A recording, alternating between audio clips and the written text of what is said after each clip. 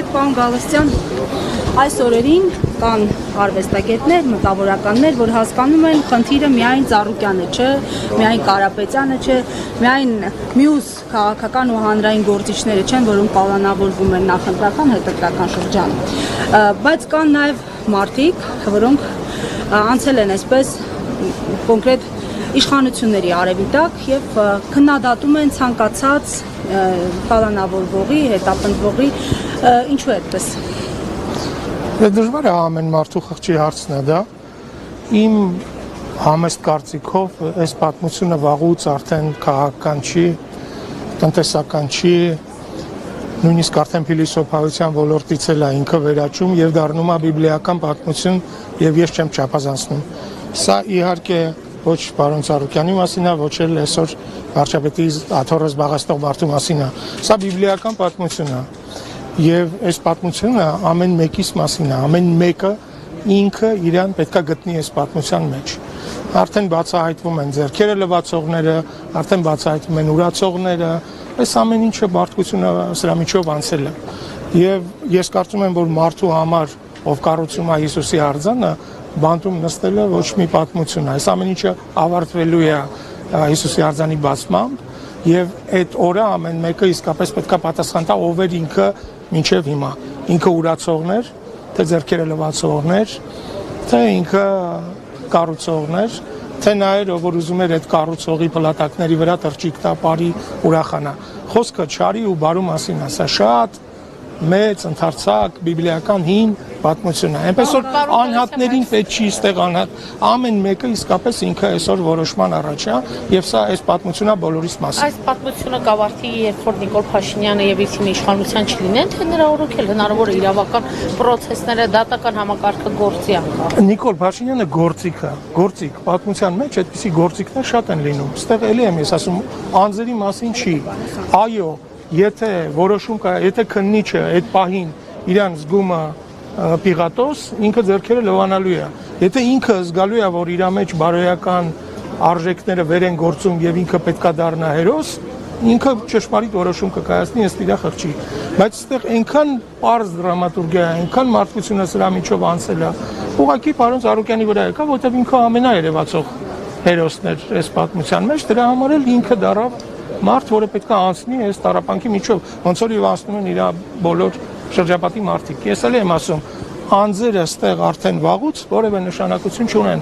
Խնդիրը բարոյական է, խնդիրը փիլիսոփայական է։ Դուք չարի կողմն եք, թե բարու կողմն եք։ Բաստան, ամեն դեպքում իշխանությունները պնդում են, որ իրենք էլ են այդ սահմանագիծը գծում, հայտարարությունները այս գործընթացներին հաջորդող, նախորդող այն մասին են, որ Հայաստանը տանում են ինքնիշխանության, Հայաստանը մաքրում են կողոպուտից, թալանից եւ այլն։ Այս դիրքորոշումը օբյեկտիվ չէ ինչ որ առումով։ Գիտեք, ես մի անգամ եմ կանխատեսել, եթե այս իշխանությունը այսպես շարունակի, իրանք հերու չի են օրը, երբ որ հրապարակում կանգնացնելու են 3 հատ կախաղան ու կախելու են այն մարդկանց, ովքեր իրենց հետ համաձայն չեն։ Եվ այդ պահին էլ գտնվելու են մարդիկ, որոնք դրա այդ պատկերների տակ լայքեր են դնելու, բացատրելու են, որ այո, սա պետք էր նրա համար, այո, մենք գնում ենք ինքնիշխանության։ Հիմա դե միշտ այդ մարդիկ կան, այո, հիմա ժամանակները ֆեյքային ժամանակներ են, հիմա ֆեյքերի ժամանակներ են, չերևացող մարդկանց ժամանակներ են, որոնք հանգած իրենց կարևորությունը զգում են եւ պատասխանատվությունից զուրկ ինչ որ բաներ են անում։ Դրանք ամեն ինչը կարելի է բացատրել, ամեն ինչին բացատրություն հիմա կա։ Մենք տեսնում ենք, որ ամեն ինչ կարելի է բացատրել։ Այնպես որ ես դրա վրա էլ ուշադրություն չեմ դարձնի։ Իշխանությունները անում են ինչ որ անում են, բոլոր վատ իշխանությունները, որոնք չեն կարողանում կառավարել երկիրը, հորինում են պատմություններ, որ իրանց պատասխանատվությունը կքչացնի։ Այ քթել են թիրախներ, որոնք մեղավոր են, որ իրանք չեն կարողանում կառավարել։ Այդ թիրախները 8 տարի է բոլորը հետ են քաշվել եւ տվել են իրենց անսահմանափակ իշխանություն։ Գիտեք, մեր հասարակության մեղավորությունն է։ Մենք այս մարդկանց նայում ենք որպես ես չասեմ հեղափոխականներ, միշտ էլ ես իրենց նայել եմ, բայց որպես տենց մեր միջի ակտիվ ջահելներ, բայց հետո տեսնում ես, որ իրանք չէ, լուրջ վտանգ են ներկայացնում իրանցից։ Եվ մենք մեր տան դուռը բացել ենք եւ այդ վտանգը թողել ենք ներս եւ ինքը խժռում է մեր տունը ներսից։ Իսկ թե ինչ բացատրություններ են տալիս, այդ արդեն 8-րդականն է։ Փաստերը ավելի կարեւոր են, քան բացատրությունները։ Հասարակության ինտելեկտուալ մասան հակարծես արվեստագետներն են, նրանք այս առումով, այս դեպքը դիտարկելով նաեւ քրեականայից վարույթները ընդդիմադիրների նկատմամբ ինչ անելիք ունի անելու։ Ի վերջո ուրիշ բան է հասարակության ցածր խավի ցածր ինքնագիտակցում ունեցողից պահանջել, այլ բան է, չէ, արվեստագետներից այսպես արվեստագետները թիրախում են, որովհետև ցանկացած մարդ, ով այս իշխանության ամենամեծ թշնամին ինքնուրույն մտածող մարդիկ են։ Իրանք ատում են ինքնուրույն մտածող մարդկանց, որտեղ ինքնուրույն մտածող մարդիկ հարցեր են տալիս իրանց, որոնց պատասխանները ի օգուտ իրանց չեն ապրիորի։ Դրա համար արվեստագետները թիրախում են, դե այն արվեստագետները, որոնք թիրախում են արդեն 8 տարի նվազագույնը 13 տարիներ նրանք սովոր են սրան եւ պահում են իրանց դեմքը, այն նրանք ովքեր որ հասկանում են որ լավ պահն է որ կարող են կեղտոտ ջրում ձկներ որսալ, արագ այդ ձկները որսում են։ Այս իշխանությունն էլ պատրաստ է, ինչքան դու կեղտոտ ջրում ձուկ որսացող ես, այնքան այդ կեղտոտ ջուրը քեզ պատրաստ են մատուցել, դեգրադացնեն մինչեւ վերջի նշույլը։ Դա այդ իշխանության ամենահեշտ ստացվող բանն է։ Հնարավոր է որ որոշ արվեստագետների վրա ճնշումներ լինեն այս մարդկանց։ Իհարկե կլինեն, սա էլ է ճնշում։ Սա այն ինչ որ հիմա տեղի ունենում, սա ճնշում է։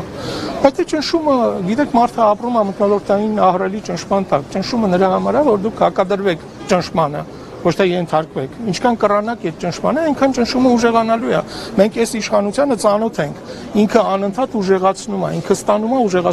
ուժեղացնում է։ Ինչ որ մի պահի պետք է կանգնել, ասել վերջ։ Ինձնից են կողմ գնացեք, ես ճնշվողներից չեմ։ Պարոսյան, ճնշվողներից չէ, թե ձուկ որսացողներից է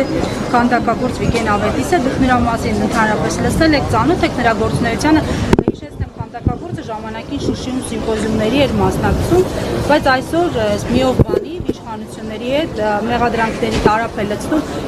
նախկին իշխանությունների հասցեին, ավելին արդեն Ծառուկյանին է թիրախավորել, ինչ որ պատմություն է պատմել ու Փաշինյանի ընտանեկան կայքում հասարակությունը շատ ակտիվ դրան արձագանքեց։ Գիտեք, եթե եկել է ինձ հասել անգամ ես որ առանձնապես չեմ նայում։